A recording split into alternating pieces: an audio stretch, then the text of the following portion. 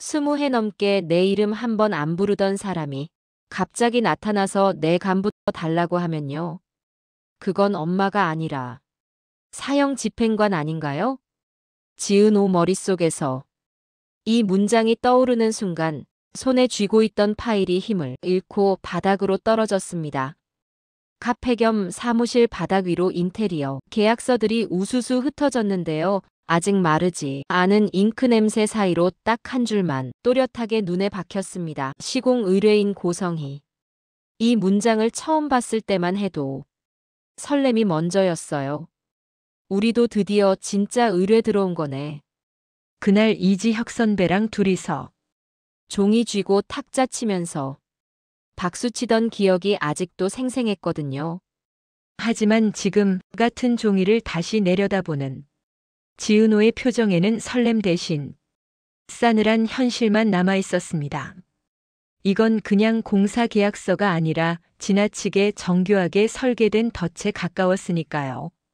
이 계약서 처음부터 너를 속이려고 만든 거야. 주소는 허위, 사업자 번호는 이미 폐업한 회사, 계좌는 전부 차명 은호야. 이거 애초에 시공하려고 만든 서류가 아니야. 이지혁이 책상 위에 프린트물을 펼쳐놓으며 말했습니다. 빨간 펜으로 체크된 부분들 사이에는 무등록, 반송, 연락 두절 같은 단어들이 빼곡하게 적혀 있었어요. 처음에는 단순한 실수일 거라고 생각했습니다. 요즘 자영업자들 다들 힘드니까 서류 정리가 조금 엉성한가 보다. 지은호는 그렇게 합리화하면서 의심을 접어두려고 했는데요. 하지만 지혁이 마지막 장을 꺼내 들었을 때 더 이상 도망칠 곳이 없어졌습니다. 이거 병원 기부자 명단이야. 여기 보면 같은 이름이 계속 반복돼. 후원자 고성애, 보호자 고성희. 그리고 그 옆에 적힌 또 다른 이름.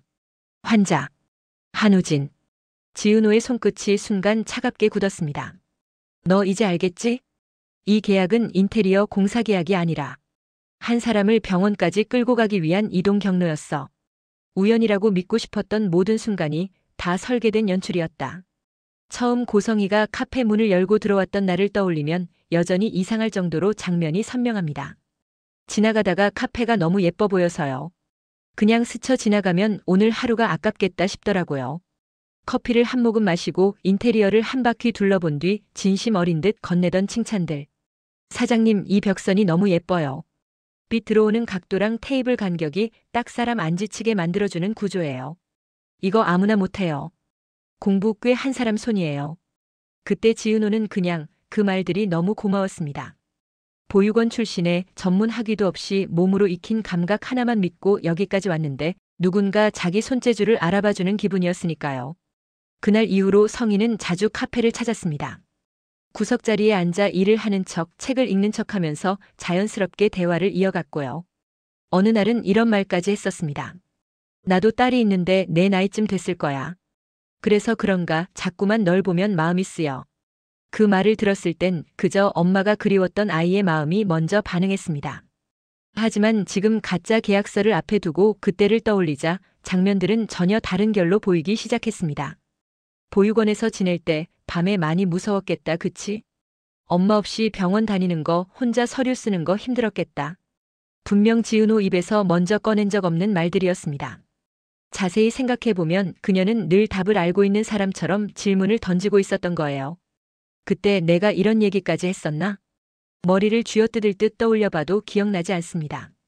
지은호가 스스로 털어놓은 적이 없는 이야기들이 어느새 성의 입에서는 이미 알고 있는 정보처럼 흘러나오고 있었으니까요. 이제 와서 생각해보면 그건 엄마의 직감이 아니라 조사가 끝난 뒤 정리된 보고서 읽는 사람의 말투였습니다. 진짜 한 번도 나를 찾으러 온 사람은 없었대요. 결국 지은호는 밤늦은 시간 누가 보지 않게 조용히 버스를 탔습니다. 손에는 낡은 종이에 적힌 주소 한 장이 쥐어져 있었고요. 보육원. 버스 창밖으로 지나가는 불빛을 멍하니 보면서도 마음속에선 온갖 변명이 오갔습니다. 그냥 서류 착오일 수도 있지. 혹시 누가 대신 와서 기록이 안 남았을 수도 있고. 하지만 막상 보육원 간판을 눈으로 확인하는 순간 다리가 풀려버렸습니다. 희망 보육원이라는 이름이 낡은 간판 위에 희미하게 남아 있었어요. 문을 열고 들어가자 나무 바닥 특유의 삐그덕거리는 소리와 세제 냄새가 섞인 공기가 반겨줬습니다. 한때는 이 공간이 세상의 전부였는데 지금은 어떻게 들어가야 할지 모르는 낯선 집 같았습니다. 저 여기 예전에 지은호라는 아이 있었죠? 원장은 잠깐 얼굴을 찌푸리더니 금세 그 아이라는 표정으로 고개를 끄덕였습니다. 있었지. 성격도 씩씩하고 밤마다 동생들 달래주던 애였는데 지금이면 30 됐겠구나. 서류철을 뒤지던 원장은 한 장에서 손을 멈추고 작은 메모를 손가락으로 짚어 보여줬습니다. 보호자 정보 없음. 추적 가능 정보 없음. 발견 당시 병원 근처 쓰레기 적치장 옆에서 발견.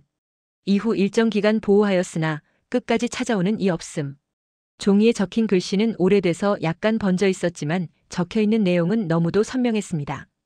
지은호는 떨리는 목소리로 물었습니다. 그 뒤로도 혹시 누가 와서 저 찾는다고 하거나 전화라도 한 통 온 적 없나요?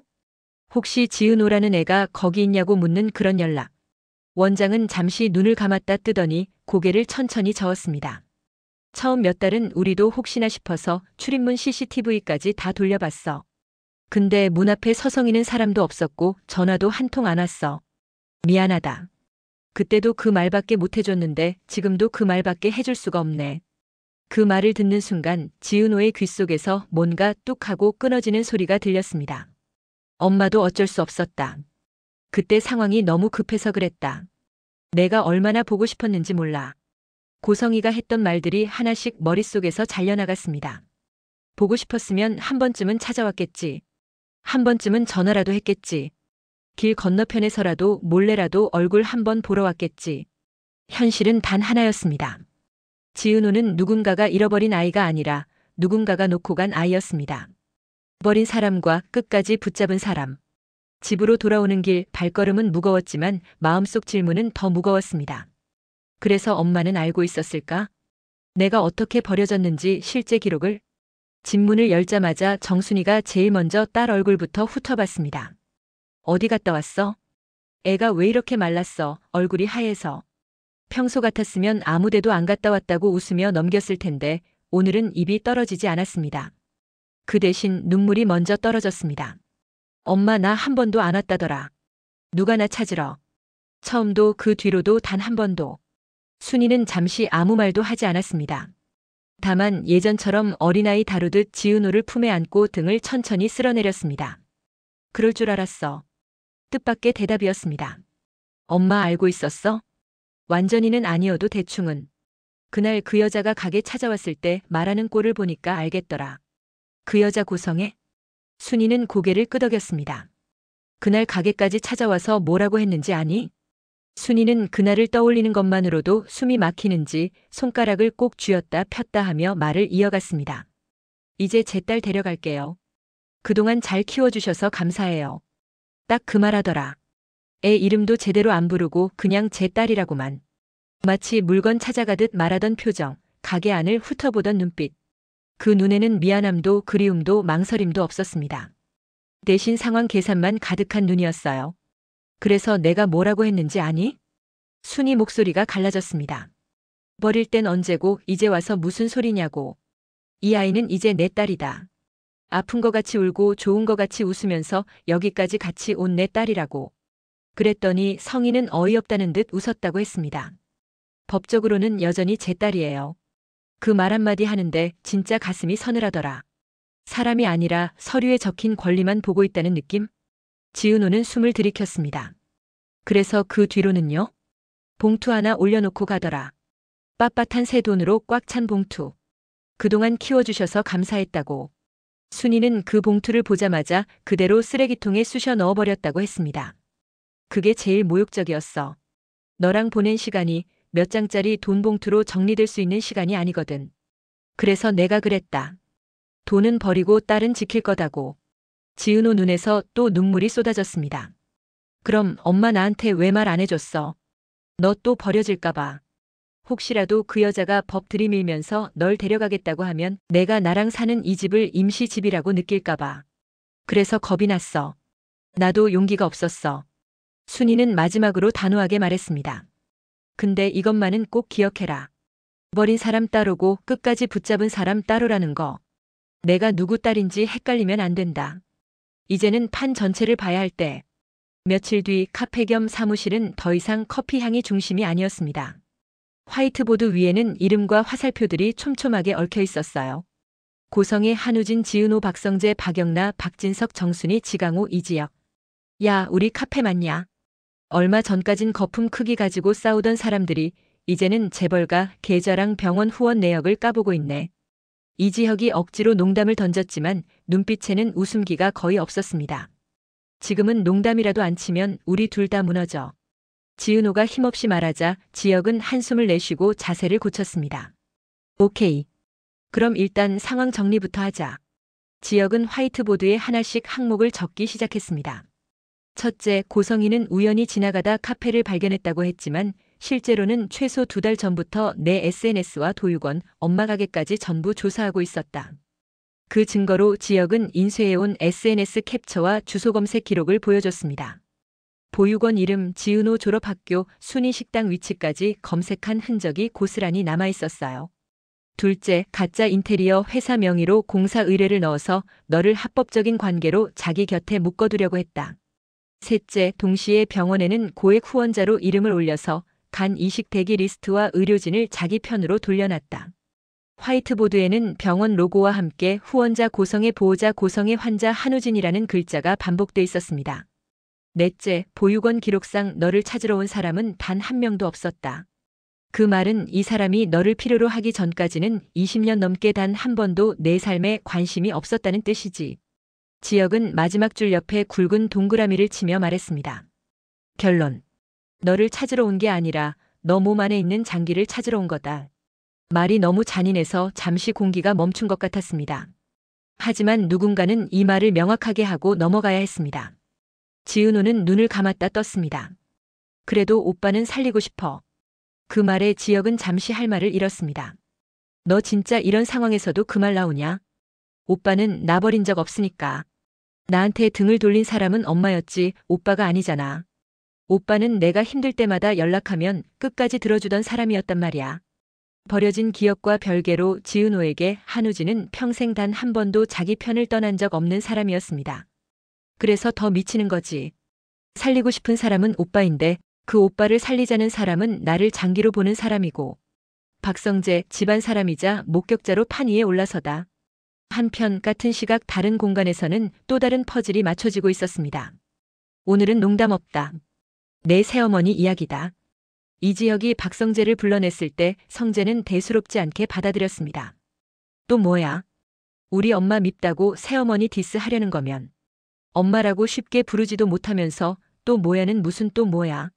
지혁은 말을 끊고 준비해온 서류철을 탁 하고 테이블 위에 올려놓았습니다. 이건 병원 후원 내역. 이건 간 이식 대기 환자 리스트. 이건 보육원 출신자 조회 기록. 성재가 대충 넘기려다 한 이름에서 손이 멈췄습니다. 보호자 고성의 환자 한우진. 바로 아래 다른 서류에는 이렇게 적혀 있었습니다. 출산 기록 모고 여자아이 출산 주소 미기재 보호자 동행 없음 곧바로 아이 인도. 지혁이 조심스럽게 덧붙였습니다. 지은호 친어머니 이름도 고성희야. 성재는 잠시 말을 잃었습니다. 머릿속에서 수십 개의 장면이 동시에 떠올랐습니다. 재혼을 결심하던 날 술에 취해 중얼거리던 아버지의 말. 내 새엄마 과거가 좀 복잡한 사람이야. 그래도 지금은 새 사람처럼 살고 있어. 항상 흠잡을 데 없는 옷차림, 집안 구성마다 정리와 관리를 강조하던 태도. 언제부턴가 가족 대화에서 한우진 이야기는 쏙 빠지고 대신 유학 중이라는 말만 공허하게 남아있던 시간들. 그럼 새어머니가 예전에 버렸던 딸이 지금 내 친구 여자친구이자 우리 카페 사장이고 동시에 내 동생의 간 이식 대상이라는 거야? 목이 바싹 말라 들어갔습니다. 지혁은 더 돌려 말하지 않았습니다. 그래.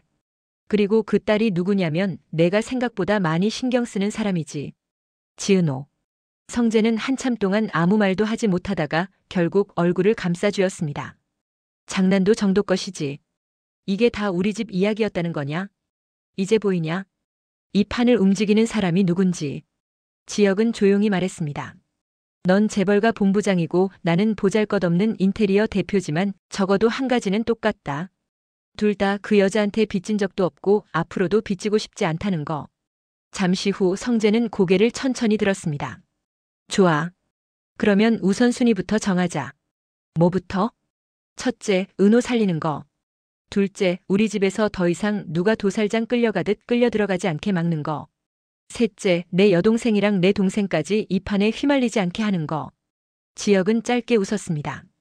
야, 역시 본부장은 본부장이네. 판 짜는 거 하나는 인정한다. 박영나 엄마를 가족이 아닌 상대로 보기 시작하다. 집안의 긴장감은 박영나 쪽에서도 서서히 올라가고 있었습니다. 요즘 영나는 그림을 그려도 선이 자꾸 흔들렸습니다.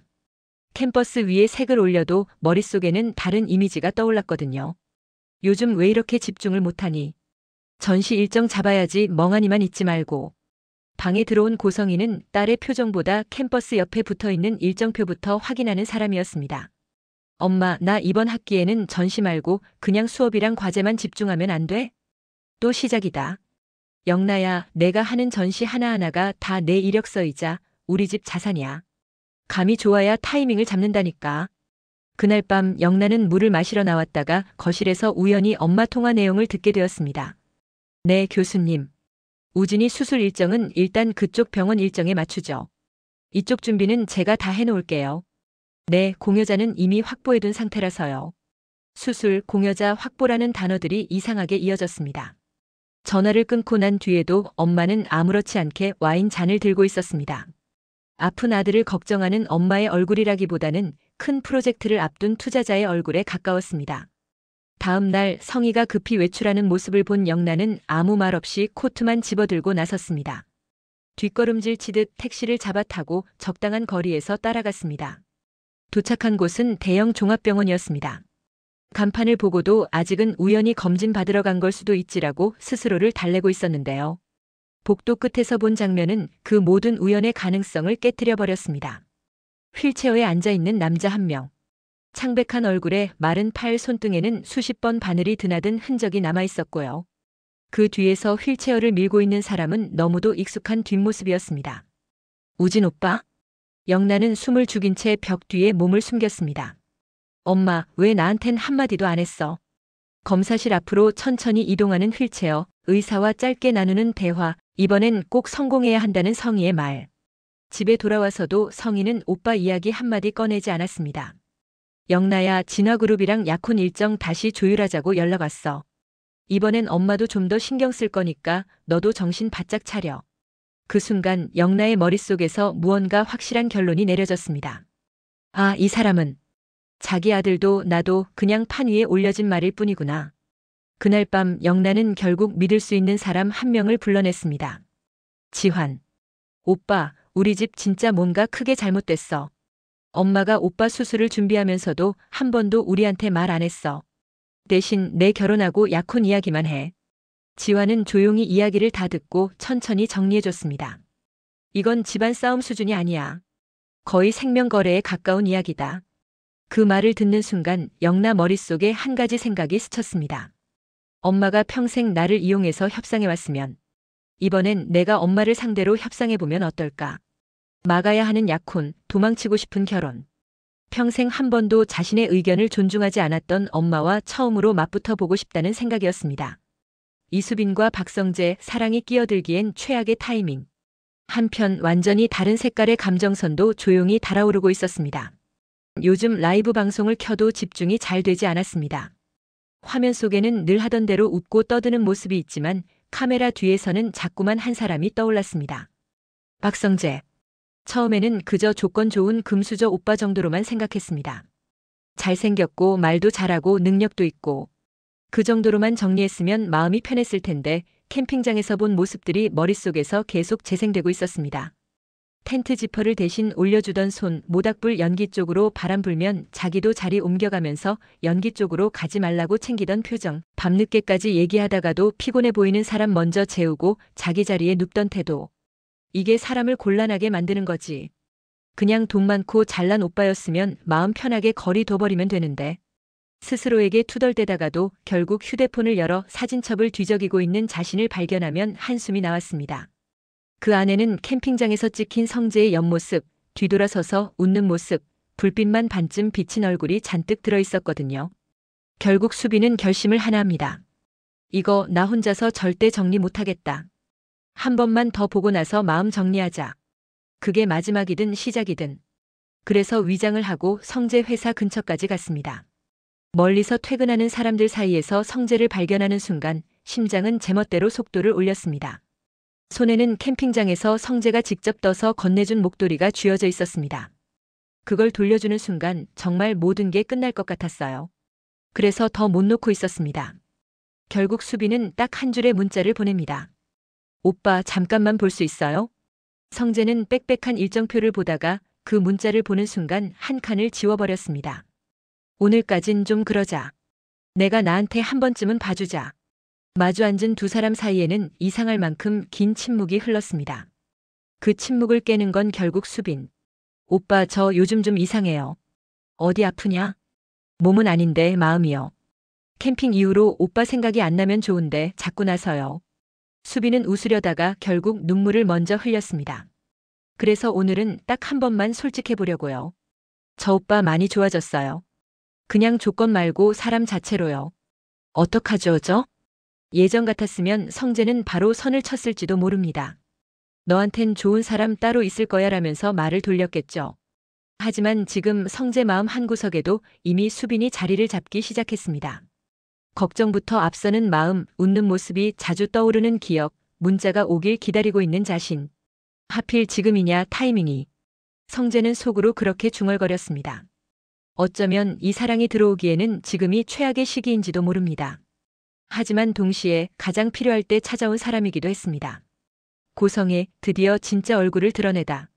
모든 사람이 각자의 방식으로 대비를 하고 있을 때 고성이는 단 하나만 생각하고 있었습니다. 수술 일정만 확정되면 끝난다. 서류상으로도 병원 절차상으로도 거의 모든 준비가 끝난 상태였습니다. 남은 건 지은호의 서명, 딱 한 줄이었어요. 그날 밤 성희의 휴대폰이 짧게 울렸습니다. 보낸 사람 지은호. 저 지금은 수술동에 서명하기가 무서워요. 조금만 더 생각할 시간을 주시면 안 될까요? 죄송합니다. 짧은 메시지 한 통이었지만 성의 눈에는 이렇게 보였습니다. 당신 계획 지금부터는 내가 좌지우지하겠다. 와인 잔이 손에서 미세하게 떨렸습니다. 감히. 지금까지 공들여 준비해온 20년짜리 그림이 눈앞에서 흩어지는 기분이었습니다. 그동안 얼마나 조심스럽게, 얼마나 치밀하게 주변을 정리해왔는데. 그날 새벽 성희는 직접 카페 문을 열고 들어갔습니다. 새벽 손님이 거의 없는 시간이라 가게 안에는 지은호 혼자였습니다. 처음 몇 초는 예전처럼 다정한 미소를 유지했습니다. 은호야, 엄마 왔어. 하지만 문이 닫히고 둘만 남는 순간 얼굴에서 미소가 사라졌습니다. 너 지금 뭐 하는 짓이니? 낮게 깔린 목소리, 그 안에는 더 이상 죄책감도 미안함도 없었습니다. 대신 조급함과 분노만 가득했어요. 오빠 수술이 며칠 앞으로 다가왔는지 내가 제일 잘 알 거 아니야. 근데 여기서 발 빼겠다고? 저도 무서워요. 무서워? 누가 안 무서울 줄 알아? 내가 한 번만 결심하면 살 수 있는 생명인데 그걸 두려움 때문에 내팽개치겠다는 거야?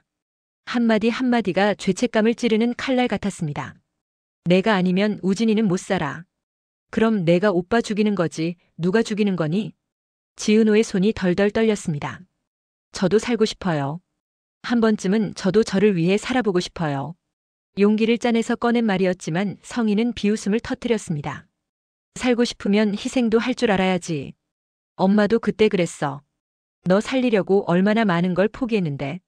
거짓말하지 마세요. 순간 공기가 멎었습니다. 포기한 건 저였잖아요. 병원 근처 쓰레기장 옆에 두고 간 게 포기 아닌가요? 성의 눈이 차갑게 가늘어졌습니다. 그걸 누가 그러디? 보육원 서류에 다 써 있더라고요. 끝까지 찾아오는 사람 한 명도 없었다고. 잠시 침묵이 흘렀습니다. 그러다 성의 입꼬리가 천천히 올라갔습니다. 그래, 맞아. 그때는 어쩔 수 없었어. 우진이 심장 수술비가 필요했고 나한테 남은 선택지는 많지 않았거든. 그녀는 마치 오래된 집안일을 정리하듯 담담하게 말했습니다. 어차피 내가 그때 살아남았으니까 지금 이렇게 서 있는 거 아니니. 지금 또 살리자는 거야. 한 번은 엄마가 살려줬고 이번엔 내가 엄마를 살려줘야지. 지금 이 순간 지은호는 확신했습니다. 이 사람은 한 번도 자신을 딸로 본 적이 없었다는 걸. 그녀의 입에서 나오는 엄마라는 단어는 전부 책임이 아니라 요청서였습니다. 각자 자기 방식대로 전쟁 준비를 한다. 이제 판은 완전히 드러났습니다. 고성이는 계획을 무조건 밀어붙이려 하고 지은호는 처음으로 자기 인생을 위해 버티기로 마음먹고 이지혁과 박성재는 법과 정보로 반격할 준비를 하고 정순이는 평생 싸워본 적 없는 방식으로 딸을 지키려 하고 박영란은 엄마의 비밀을 자신을 지키는 카드로 쓰려 하고 이수빈은 폭풍 속에 들어가는 사람 곁에서 버티겠다고 결심했습니다. 밤늦게 카페는 문을 닫았지만 사무실 쪽 불은 꺼지지 않았습니다. 지혁은 노트북 앞에서 의료법과 장기이식법 관련 자료를 읽어내려가고 있었습니다. 이식 동의서는 자발성이 핵심이고 강요나 기망이 있었을 경우 나중에 무효 주장 가능. 정서적 압박도 경우에 따라 법원이 인정해 줄 수 있다고 돼 있네. 성재는 집안 관련 자료를 정리했습니다. 우리 집 재산 이동 내역, 기부 명목으로 빠져나간 돈이 어디로 갔는지, 아버지가 우진이 병을 언제부터 알고 있었는지. 이거 다 뒤져야 돼. 아버지가 속고 있었다면 피해자고 알고도 묵인했다면 공범이야. 순이는 여러 번 망설이다가 결국 자기 가게 전단지 대신 공익제보 전화번호가 적힌 종이를 챙겼습니다. 이번엔 내가 먼저 도움을 청해볼 거야. 이제는 내가 혼자 버티는 문제를 넘어서 버렸으니까. 영란은 지환과 손을 맞잡고 약속했습니다. 약혼식 전날에 말할 거야. 엄마, 오빠 병원에 있는 거 다 알고 있다고. 우진 오빠 치료비랑 내 결혼을 왜 한 줄로 묶었냐고. 그때 나 쫄아도 도망 못 가게 옆에 있어줘. 지환은 단단하게 고개를 끄덕였습니다. 그날 내 편에 서 있을게. 내가 무너지면 나도 같이 무너져 줄게. 수빈은 성재에게 무엇을 도울 수 있을지 고민하다가 결국 솔직하게 말했습니다. 오빠, 나는 화이트보드도 서류도 그런 거 하나도 모르겠어요. 근데 오빠가 이 판에서 지고 싶지 않다는 건 알아요. 그러니까 오빠 배고플 때 옆에서 밥 먹여주고 잠 못 잘 때 옆에서 같이 눈 뜨고 있을게요. 그 정도면 쓸모 있어요? 성재는 그 말을 듣고 웃었습니다. 하지만 웃는 눈가에는 살짝 붉은 기운이 돌았습니다. 그게 제일 쓸모 있다. 진짜로. 사람이 왜 버티는 줄 알아? 누가 옆에 앉아 있어주면 그때 제일 끝까지 버티거든. 문손잡이 앞에서 멈춘 손. 그리고 마침내 결정적인 날이 다가왔습니다. 병원 복도 한가운데 흰 문 하나가 서 있었습니다. 문 위에는 입원실 번호와 함께 작은 명패가 붙어 있었어요. 환자 한우진. 문만 열면 그 안에는 평생 전화와 문자로만 의지해왔던 사람이 누워 있습니다. 지은호는 문손잡이를 잡았다가 놓기를 몇 번이고 반복했습니다. 문 열면 내가 버려졌던 이유랑 지금 나를 찾은 이유를 동시에 보게 되는 거고, 문 안 열면 여전히 모른 척하면서 살 수도 있는 거고. 머릿속에서 수많은 목소리가 섞여 들려왔습니다. 오빠 아니면 안 된다. 고성이. 버린 사람 따로고 붙잡은 사람 따로야. 정순이. 내가 선택해. 근데 너만 상처받는 선택은 하지 마라. 이지혁. 이 판 우리 집 일이기도 한데 그래도 널 먼저 지킬 거야. 박성재. 너 엄마 대신 내 인생 한 번만 위해봐. 박영나. 오빠는 내가 웃는 게 제일 좋더라. 한우진. 핸드폰이 진동했습니다. 보낸 사람 고성이. 은호야, 내가 망설이는 그 시간마다 우진이 상태는 나빠지고 있어. 내가 살릴 수도 있고 내가 죽일 수도 있는 생명이야. 기억해. 지금 이 선택 평생 너를 따라다닐 거야. 메시지를 읽는 순간 지은호의 호흡이 잠시 멎었습니다. 하지만 그 뒤에 아주 천천히 다른 감정이 올라왔습니다. 평생 따라다니게 만들 건 이 사람 말이 아니라 내가 오늘 내린 결정에 대한 내 책임이지. 지은호는 문손잡이에서 손을 뗐습니다. 오빠한테 가긴 할 거야.